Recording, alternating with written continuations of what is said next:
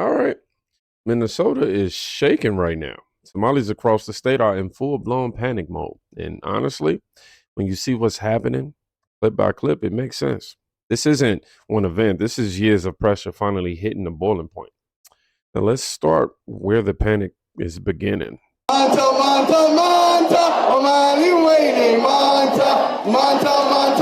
Carmel Mall was packed on the fourth floor with people from the Somali community and people coming out in support. On Friday, President Trump said that he would immediately terminate temporary deportation protections from Somalis living in Minnesota, blaming them for fraud in Minnesota. We're not here by accident. We're here to stay forever. There are currently 500 Somalis in Minnesota living with these protections and a total of 700 nationwide. Many expect this to be challenged in court, but in the meantime, Somalis here say they are fearful of what's to come. People are always going to be fearful, but we're telling our people we're greater than their fear. We have resilience. We're people that are brave. When temporary status is revoked, federal law states it can't take effect earlier than 60 days after publication of that notice. And it has to come from the Secretary of Homeland Security, Kristi Noem. What the president is doing is un-American. It's not Minnesotan. The Protected Status Program for Somalis was launched in 1991 by President George H.W. Bush. It grants protections to eligible people who can't return to their homeland safely due to civil war or natural disasters. What we decided to do is to bring our community in the heart of in the Somali community here in Minnesota, which is Carmel Mall, to show that, our neighbors are with us, Minnesotans are with us, and we're all together in this fight. There's no word yet on if or when the removal of temporary status will take place, but experts say if someone is under temporary protected status from Somalia, to check with them on legal counsel to see what their options are. Now, you can see it on their faces. This is fear, not confusion, not frustration, fear. Trump ends TPS and instantly the community explodes in a protest. They know what that order actually means. They know Minnesota has been under federal scrutiny long before this moment. And now the heat is on. And when a community reacts like this, fast and this loud, they already know what the next steps look like. Let's keep going. markaan haddaan askarnahay Soomaaliyeed ininkaayni shaqeynaa habeenii maalinba ininkaayni taaganahay fahanteen horta sida ogtihiin wadankan anaga qaxootiyan imaanay askar Soomaaliya ma jirin marka hadda anaga markiina la haygareeyay waxay noqotay inaan dadkeena u shaqeyno dadkii dhaqankii ma fahmeynaa luqadii ma fahmeynaa culture-kii ma fahmeynaa marka qofka kale ma taqaana ajnabiga abadaanka iyo anaga waa kala duwanahay because qofkii gaabkii waxa we build that bridge kaas ma fahantay marka insha Allah waa mahadsantiin again ogaada askari kasta oo Soomaaliya dalka iyo dawladaba inuu inii shaqeeyaa habeenkii marka hurudaan iyo marka ma taqaana achievetaanba ininka inii taaganahay oo Okay, so this clip tells you exactly how deep the fear runs. A sheriff deputy in uniform speaking Somali addressing the community directly. You don't see that unless there's real panic behind the scenes. He's trying to calm them down, trying to reassure them, trying to say, we are with you. Because he knows people are bracing for what comes next. This isn't outreach, this is damage control. And the next clip explains why the pressure is climbing so fast. President Trump about Somalis living in Minnesota. Tonight, the president posted on Truth Social, quote, "I am, as president of the United States, hereby terminating, effective immediately, the temporary protected status for Somalis in Minnesota. Somali gangs are terrorizing the people of that great state, and billions of dollars are missing. Send them back to where they came from," end quote. Now, we're working to learn the legality of the president's plan and the potential impact. We know Minnesota has the largest Somali population in the United States, with the last estimate by Minnesota Compass at more than 79,000 people. Callan Gray is working on this in the newsroom, and Callan, reaction is coming in fast tonight. That's right. Just in the last hour, Governor Walz responding, saying, quote, "It is not surprising the president has chosen to broadly target an entire community. This is what he does to change the subject, end quote. Congressmember Ilhan Omar also pushing back, posted on X, quote, I am a citizen and so are majority of Somalis in America. Good luck celebrating a policy change that really doesn't have much impact on the Somalis you love to hate. We are here to stay. According to National Immigration Forum, as of October, there were 705 people from Somalia in the U.S. with TPS, and we're working to get the total count here in Minnesota. Temporary protected status is meant for those whose home countries are experiencing civil unrest, violence, or natural disasters. Somali immigrants have been eligible since 1991. The Department of Homeland Security says this was most recently extended through March of next year. Homeland Security has the discretion to designate a country for TPS for periods of 6 to 18 months and can extend it if the country continues to meet the conditions for designation. I just spoke with Julia Decker with the Immigrant Law Center of Minnesota. She explained typically TPS terminations have to be posted on the Federal Register before the date the country's designation is set to expire. I just checked Homeland Security's website in the last few minutes, and Somalia is still listed. Decker also explained this is not done state by state, so the federal government will have to end TPS for all Somali immigrants, not just those here in Minnesota. The Minnesota chapter of the Council on American Islamic Relations tonight says this will tear families apart, calling it a political attack based on hateful rhetoric and urging the president to reverse the decision. But Republicans are praising the announcement. Republican State House Speaker Lisa Damuth, who is running for governor, shared the president's post saying, quote, President Trump is right. Fraud is out of control and unacceptable. Going on to say anyone involved in these criminal activities should be swiftly deported if they are not lawfully present in the U.S. Republican House Majority Whip Tom Emmer tonight thanked the president. Kevin? Okay, that's Kellen Gray. Now, Minnesota's Republican delegation in Congress, including Tom Emmer, shared a letter with us that they just sent to U.S. Attorney for Minnesota Daniel Rosen. And in this letter, they're asking for an investigation into Governor Walz's, quote, inaction and improper handling of fraud. They're also asking for Rosen to look into reports Minnesota taxpayer dollars are ending up in the hands of the Al-Shabaab terrorist network in Somalia. A source in the U.S. Attorney's Office tells us they don't have an exact dollar amount, however, says, quote, Al-Shabaab controls much of Somalia and imposes a tax on all financial activity in the areas it controls. So a decent amount of feeding our future and other fraud money almost certainly ended up in the hands.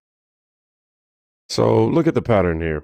Trump ends TPS, and immediately Fox News, well, not Fox, I'm over here saying Fox News. You got the news out here outlining years of fraud, gang activity, money laundering scandals, things Minnesota never really handled. So when the news says this is the start of a much bigger sweep, the fear in clip one that I played, y'all, makes perfect sense.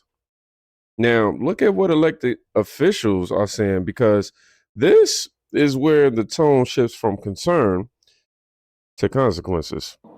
Hey, everybody. Tim Burchett, back in Tennessee. Hey, I've been reading a lot and watching the news on these Somalis in Minnesota and around the area that are ripping the system off, faking autism. You know, I've got one of my dearest friends has autism, and he just gets it every day, doesn't get any help, goes to school, does his thing, has a job, takes care of his Nana, and he's just a wonderful human being. To think that somebody is using that situation to rip off the system, to me, is unbelievable. We need to get a hold of these people that are doing this. We need to, within the law, of course, but we need to seize their assets. We need to mark them, know, not physically mark them, but know who they are so that they will never, ever be able to get back in our country again and deport their ass as fast as possible. Then we've got to, oddly enough, my buddy's texting me right now, my buddy with autism. And then what we need to do then is to root out who in our government allowed this to happen. That's the problem we have with the conservative movement. We get a hold of the person at the tip of the spear, and then we don't go down to the base.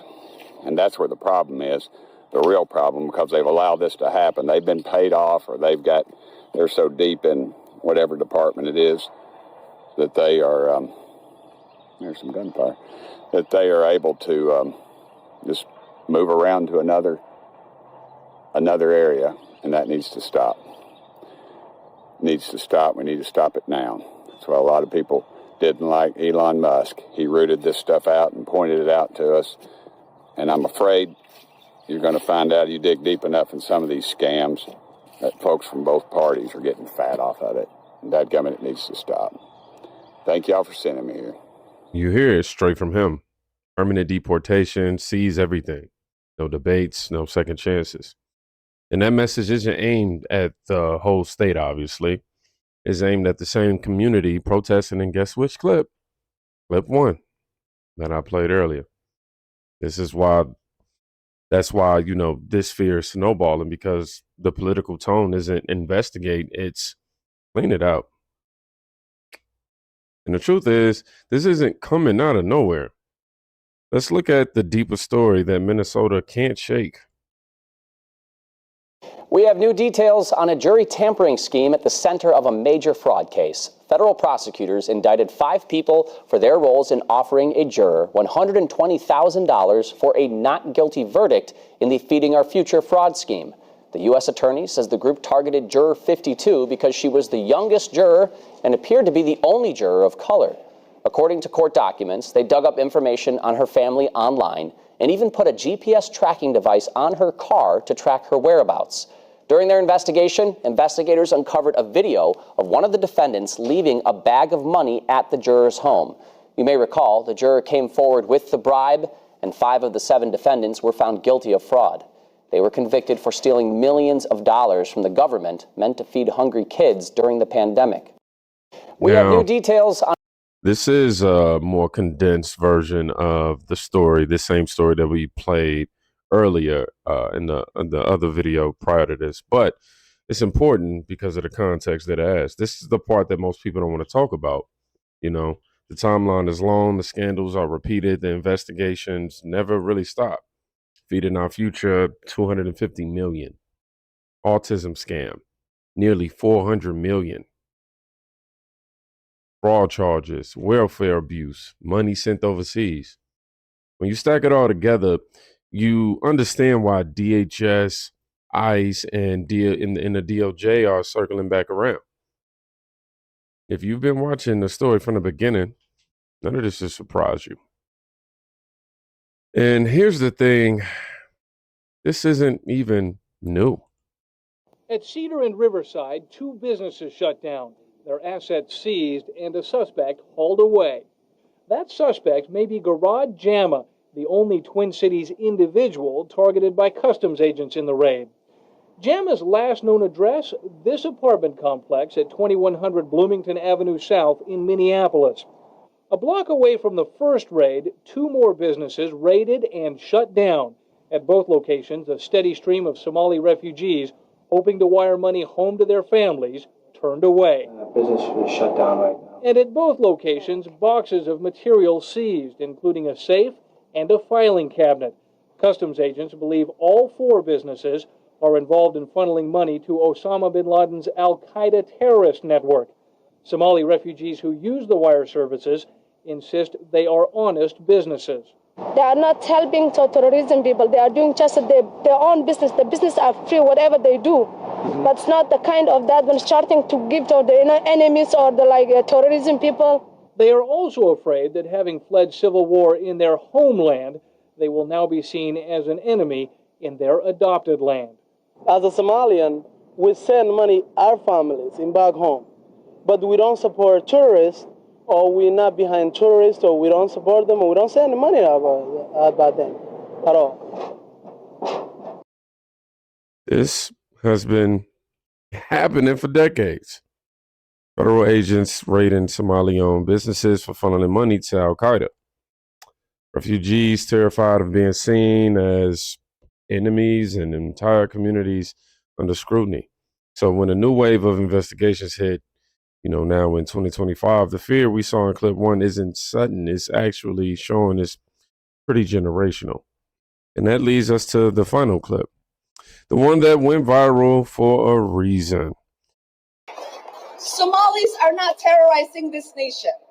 we are helping it thrive. Somalis have always seen themselves as a fabric of this nation. So not only are we not going anywhere,